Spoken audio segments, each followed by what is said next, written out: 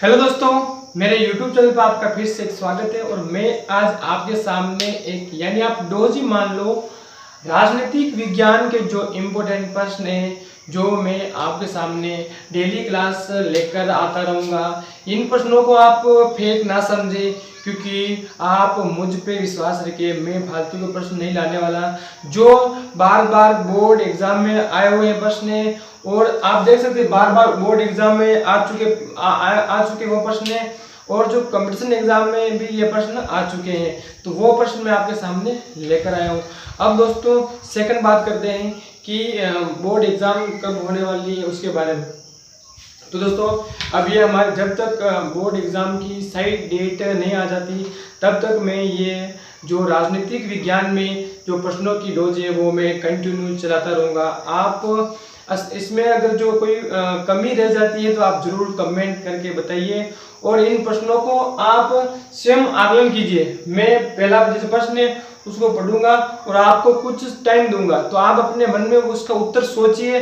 अगर आपको आ रहा है तो बहुत बढ़िया बात है। जो 10 प्रश्न है आकलन कर लीजिए कि आपको 10 में से कितना के उत्तर सही आया और कितने, अभी आप कितने गहरे पानी में हो, तो आप अपना स्वयं का आकलन कर लीजिए। तो दोस्तों अब बोर्ड एग्जाम देखो कि सही फैसला हम नहीं कह सकते कि बोर्ड एग्जाम कब हो सकती है, परंतु जो हमारी सरकार है राजस्थान सरकार इस पे आरबीसी सरकार 24 पे निर्णय लेगी, और उसके बाद में जो भी न्यूज़ आएगी वो इसी चैनल के माध्यम से आप तक पहुंचा दिया जाएगा। और आपसे एक रिक्वेस्ट करता हूं दोस्तों, अपने भाई को सपोर्ट केवल इतना ही करना है, जो साइड में एक सब्सक्राइब का बटन है उसको जरूर दबा दीजिए। ठीक है दोस्तों, तो चलो अब हम क्लास स्टार्ट करते हैं। और इसमें जो इम्पोर्टेंट फैक्ट है इन प्रश्नों के साथ साथ और भी आपको मैं बताता रहूंगा। ठीक है दोस्तों, अब देखो कि पहला प्रश्न है कि राज्यों में, ठीक है दोस्तों, राज्यों में केंद्र के प्रतिनिधि के रूप में कौन कार्य करता है। प्रश्न समझ में आ गया कि राज्यों में केंद्र के प्रतिनिधि के रूप में कौन कार्य करता है। हाँ आप सोचिए सोचिए। हाँ आप सही सोच रहे हैं। अगर आप सही सोच रहे हैं या गलत सोच रहे हैं तो मैं आपको इसका उत्तर बताता हूँ कि राज्यों में केंद्र के प्रतिनिधि के रूप में कौन कार्य करता है। तो कौन करता है आपको मालूम है, राज्यपाल। कौन करता है? राज्यपाल। ठीक है दोस्तों, आपका यह उत्तर मुझे विश्वास है कि सही होगा। ठीक है, अब देखो दूसरा प्रश्न है, शासन की शक्तियों के विभाजन का उल्लेख किस अनुच्छेद में है।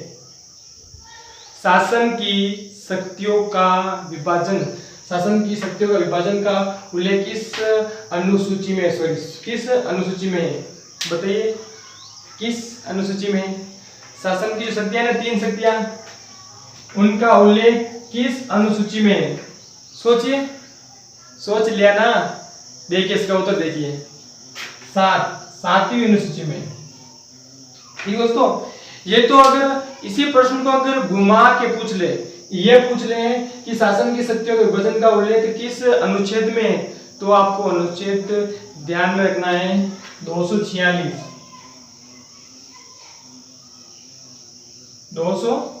अनुच्छेद। ठीक है दोस्तों, अब देखो फिर से तीसरा प्रश्न देखना, राज्यसभा में राज्यों का प्रतिनिधि किस आधार पर है। आपको समझ में आ गया होगा, राज्यसभा, ठीक है, राज्यसभा में राज्यों का प्रतिनिधि किस आधार पर है, बताइए दोस्तों किस आधार पर है। तो इसका उत्तर होगा जनसंख्या के आधार पर, पॉपुलेशन के आधार पर। ठीक है दोस्तों, जनसंख्या के आधार पर।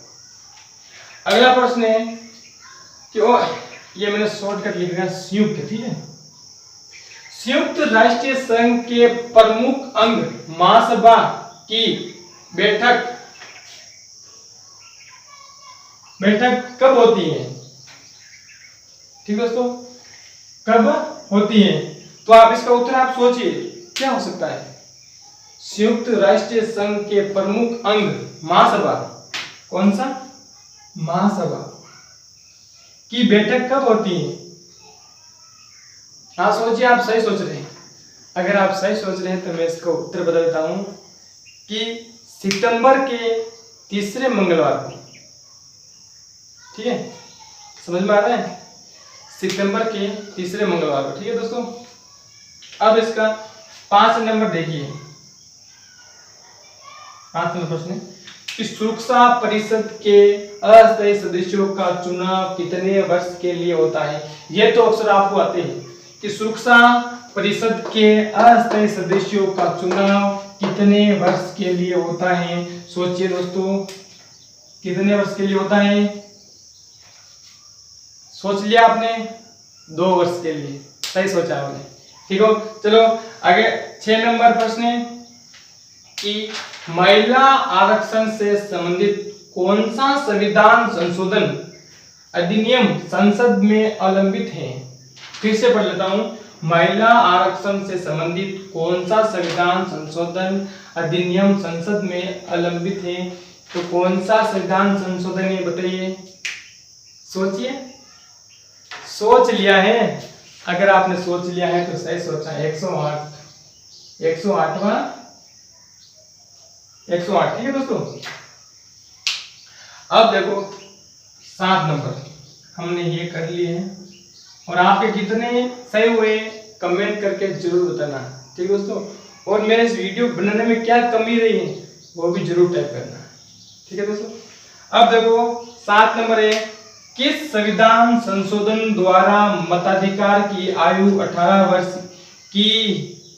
प्रश्न समझ में आया है कि किस संविधान संशोधन द्वारा मताधिकार, ठीक दोस्तों, की आयु 18 वर्ष की है। पहले कितनी थी, 21 थी, यानी हम 21 साल के होते फिर अपना मत देते, यानी वोट देते। तो किस संविधान संशोधन होता, तो किस संविधान संशोधन के द्वारा मतदान की आयु 18 वर्ष की गई। सोच लिया आपने, बता दूं, सोच लिया ना, हाँ तो बोलो सोच लिया। ठीक है, 61वें संविधान संशोधन, सही सोचा, थैंक यू। चलो अब देखते हैं प्रश्न नंबर 8, भारतीय संविधान को किस देश ने विलक्षण दस्तावेज के रूप में अपनाया। ये तो आपको अक्सर आता ही होगा कि भारतीय संविधान को किस देश ने विलक्षण दस्तावेज के रूप में अपनाया। सोच लिया ना, दक्षिण अफ्रीका, सही सोचा आपने। चलो अब प्रश्न है 9, ठीक है, अंतर्राष्ट्रीय शांति व सुरक्षा का उल्लेख संविधान के किस अनुच्छेद में है। फिर से पढ़ लेता हूं, अंतर्राष्ट्रीय शांति व सुरक्षा का उल्लेख संविधान के किस अनुच्छेद में है, बता दीजिए। सोचिए, आप सोचिए, दिमाग पे फोकस डालिए और सोचिए।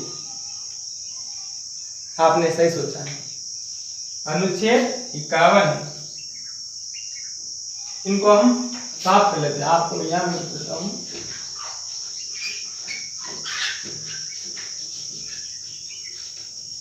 अनुच्छेद 51, ठीक है। अब दोस्तों प्रश्न, लास्ट प्रश्न है कि सच्चर कमेटी का गठन कब हुआ। ये तो आपको आना ही चाहिए। सच्चर कमेटी का गठन कब हुआ, सोचिए।